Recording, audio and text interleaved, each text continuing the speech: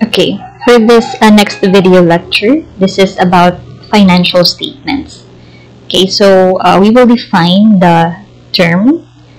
When we say financial statements, usually this is a collection of the summary level reports about the organization's financial results, financial position, and cash flows.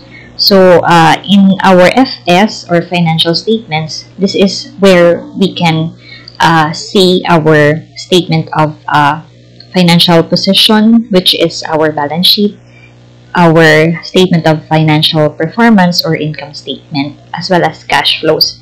And as we go along, there are other reports also that will be included as part of the complete set of financial statements. So, what are the objectives of financial statements? So, why do the organization needs to prepare FS? So, basically, the main objective of the preparation and presentation of the financial statements is to provide information about the financial position, performance, and the cash flow of the entity. So normally this is used to a wide range, okay, of decision makers or users of the FS. So meaning the different users of FS will have their own objectives, but of course their aim is to make a sound economic decision, okay, that is based on the financial statements. So to meet these objectives, the FS or financial statements should provide the information about, okay, the assets, liabilities, equity, income and expense, which will also include the gains and losses, the contributions by, as well as the distributions to the owners, and the cash flows. So these are the necessary information that needs to be included in the financial statements so that the users will have a sound economic decisions. Okay, so the information along with those presented and mentioned earlier, this should also be accompanied by the notes to FS. So these notes will assist the users also of the financial statements in understanding, okay, on how the entity was able to prepare and what are the accounting principles and estimates, for example, that the entity used in the preparation of their FS. Okay, so the FS also will assist the users, okay, even the entity themselves, to predict the future cash flows, in particular their timing and certainty.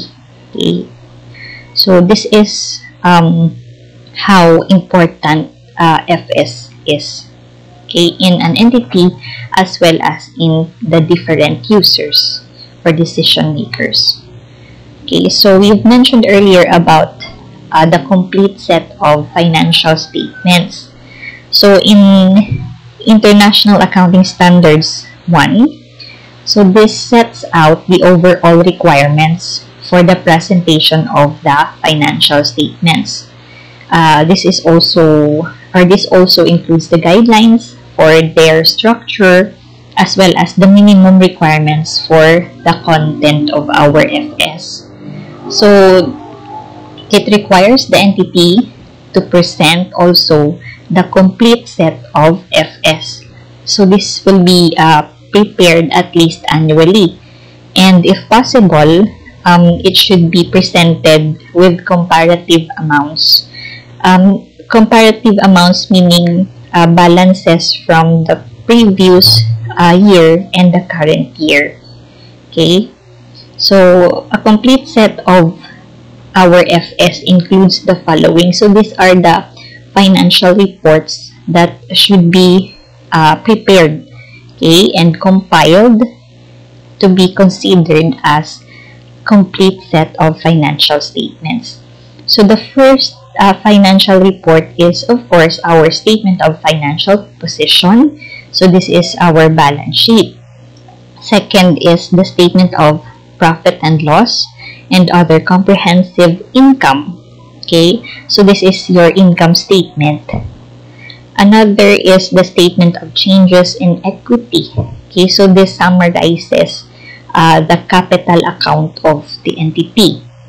Another report is, of course, our statement of cash flow.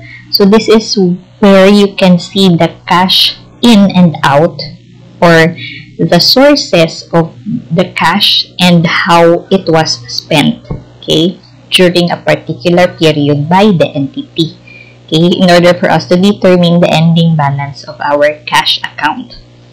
Okay, and another is your notes. So this is the notes to financial statements. So these are the accompanying document which also presents the accounting principle and estimates that the entity used or followed in the preparation of their FS and other supporting documents, okay, that cannot be seen in the face of the FS. So these are the explanations and computation that will aid the users in understanding the contents of the financial statements. And of course, for compliance also in the standard, so the entity is required to present as well the statement of financial position as at the beginning of the preceding comparative period. So this is used for the comparative presentation as mentioned earlier. Okay, so this is the complete set of financial statements. Okay, so we will discuss each of them, okay, as we go along. So the first is the statement of financial position, or this is also or widely known as our balance sheet. Okay, so this is one of the FS component.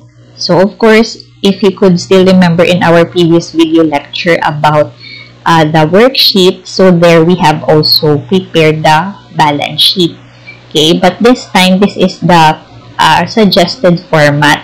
So of course, basically in our balance sheet, this is where you can see, or this is where we list or include our assets, liabilities, and equity accounts. Okay, so again, please remember also that your total asset must be equal to the total liabilities and equity. Okay, so another point to remember is in the listing of our assets and liabilities account, you can also classify them as either current or non-current, or current or long-term. Okay, so the same thing with liability. So the assets can be or should be classified as current and non-current, as well as our liability account. Okay, so this is useful for liquidity, or for determining the liquidity of the business, because the listing is based on the liquidity of the assets, meaning how short or long it can be converted into cash. Okay, so when we say current, meaning this can be converted, for example, in an asset account.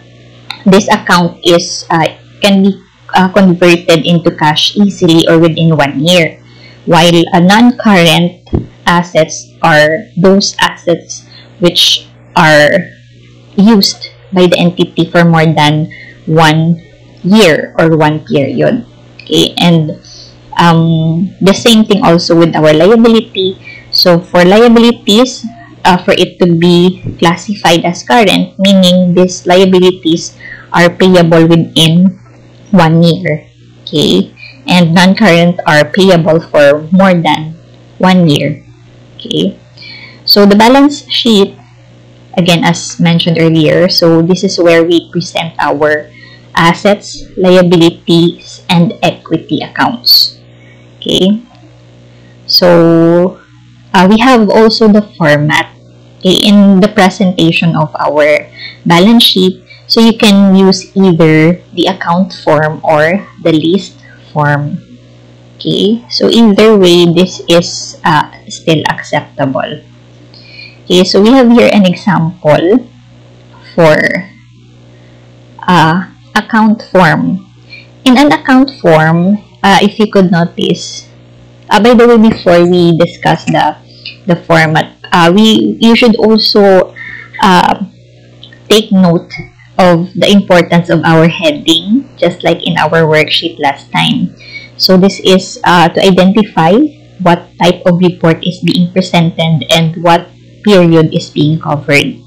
Okay, and for what entity it is reported to. Okay, so if in our balance sheet, we have here the heading. So the first line will be for the name of the entity or the reporting entity. Second line is the name of the report, financial report. So this time we will label it as balance sheet or statement of financial position. And of course, the period covered. So this is the example of our account form. So if you could notice, our asset accounts are listed in the left side, and your liabilities and equity accounts are listed on the right side. Okay, so this is following the account or the normal position of our account. For asset, that is on the debit side, so it is placed on the left side, and your liabilities and equity is their normal balance is on the credit, so that's why it is placed on the right side. Okay, so this is the account form. Okay, so again, please make sure that your total assets should be equal to your total liabilities and equity. Okay, so this is your account form. For the second format, so this is the list form. List form is just like what we prepared in your worksheet. So here, again, we also have our heading, and then we just list your accounts. First is the asset accounts. So we classify them as well as current and non-current. Okay, and then on the bottom will be the liabilities and equity.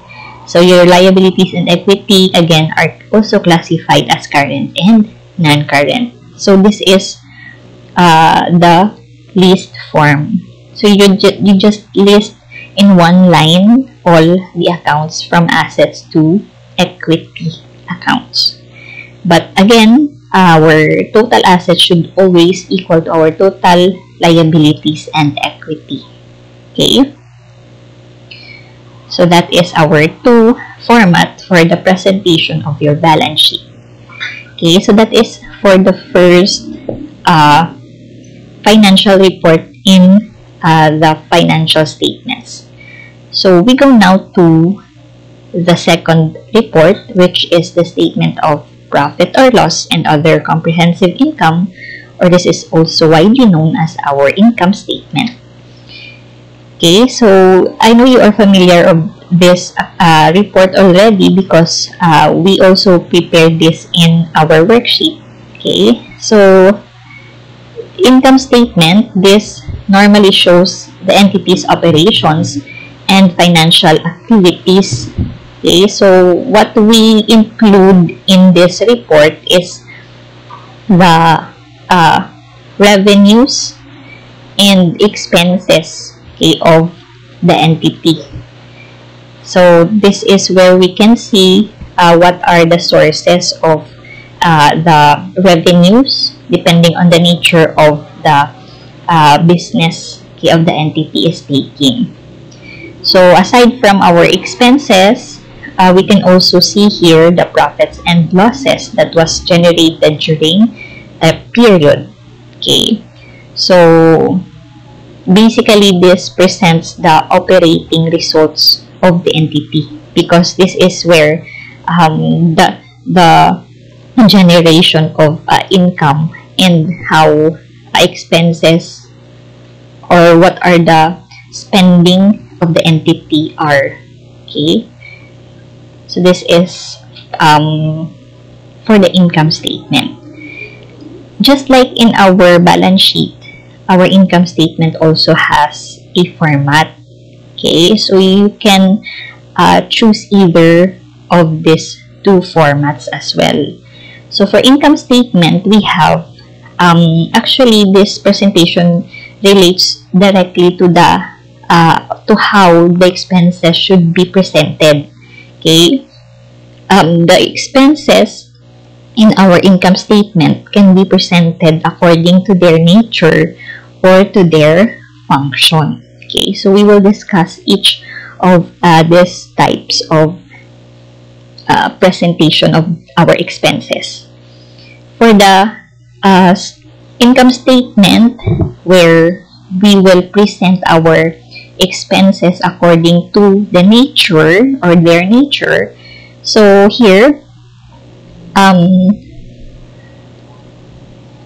this is an income statement by nature. So this is one in which our expenses are disclosed according to categories. Okay, they are spent. So for example, for a manufacturing firm, they have their raw materials, transport cost. Okay, they also have their staffing cost, depreciation, and the like. So these expenses will not be further classified according to their functions, such as cost of goods sold, selling, and administrative. Meaning, if you will present the expenses according to their nature, you just classify them according to what purpose they were spent on. Okay, so for example, if they were spent for the transportation cost, so these expenses will be included as part of our transport cost. Okay, and so on. Meaning, we will not classify the different expenses that we list according to their function. For example, if that expense relate to the administration or administrative function, so we will no longer classify them. We just list them as they are. Okay, so that is how expenses are presented in this format by nature. So this method of disclosure of expenses, so this is also known as the single-step income statement. So usually this is used by the small businesses because their operations is not very complicated. Okay, so meaning they only have very common and small classifications of expenses. So this is the format that they usually use in presenting their income statement. So single step income statement. Okay.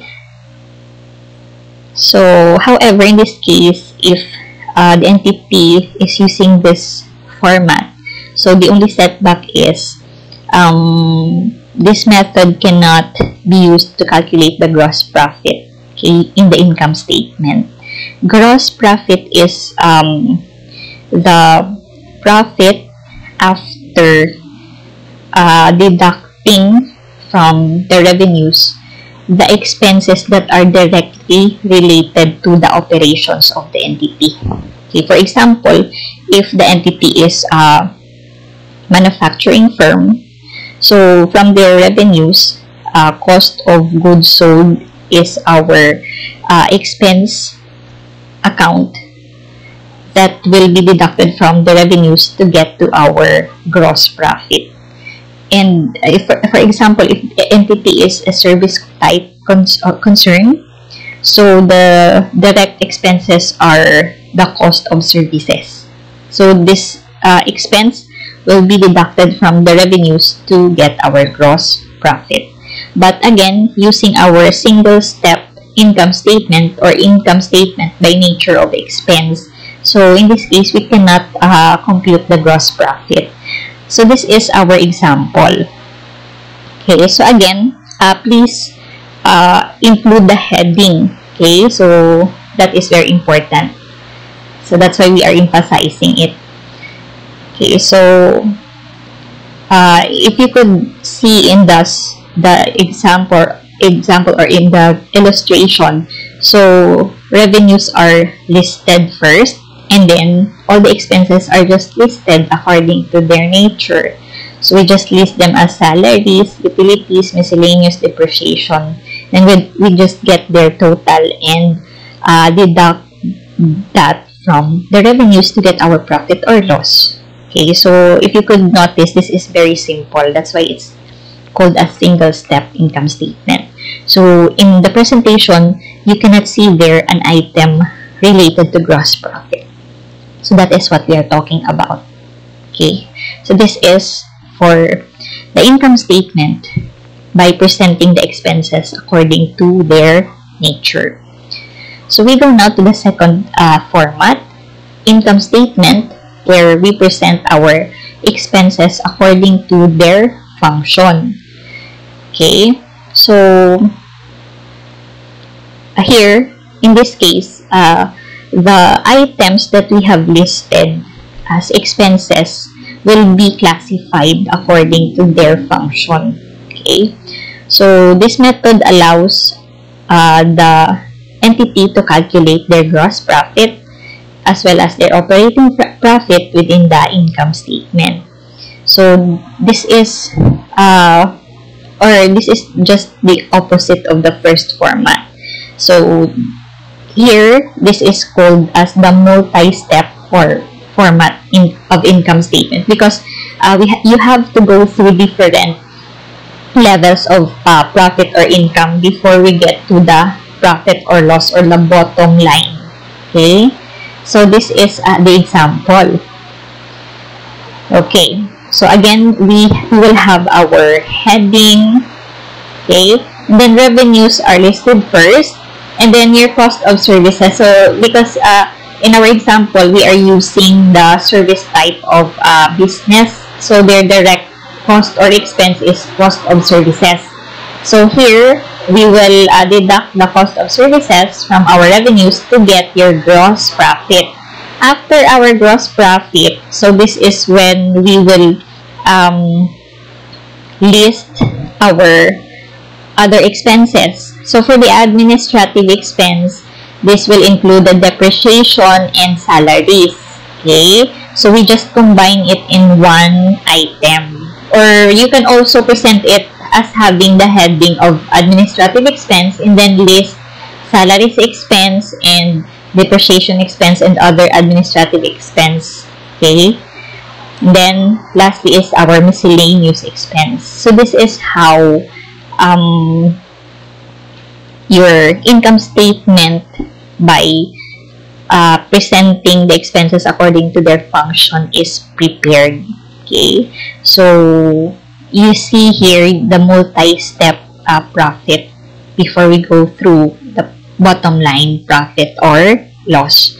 But again, in either of this format, you should also have the same result. Okay, bottom line result. So please take note also of the use of our double rule. This is very important. Okay, so that is for our income statement. So we will proceed with the next type of financial report, okay, under the financial statement. So this is our changes or statement of changes in equity. So this financial report, this is the reconciliation of the beginning and ending balances of the entity's equity during the reporting period. So this is not considered as an essential part of the monthly FS. So most likely,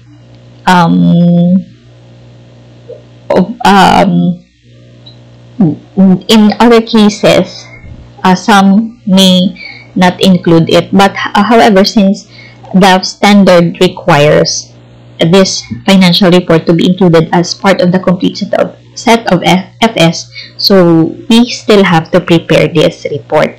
Okay, but for monthly reporting, this may not be practical. So this is useful at the end of the accounting period.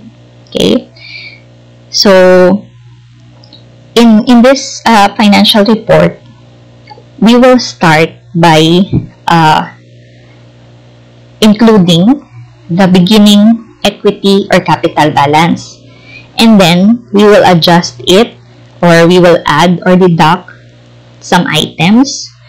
For example, the items that can be added to it is the profit, because this the effect of profit in our capital account is it will increase, okay, its balance. So that's why we will add this item. For losses, of course, this is the opposite of our profit, so we will deduct it from the beginning balance. Okay, in the case of a corporation, if they are distributing dividends, okay, these dividends are shares of the shareholders or the owners from the profit of the corporation. So you will discuss it under the corporation. Okay, so the effect of dividend is deduction also from the capital. Okay, so you will understand it when you discuss already in the corporation topic. Okay, so these items needs to be adjusted so that we will determine or calculate the ending balance.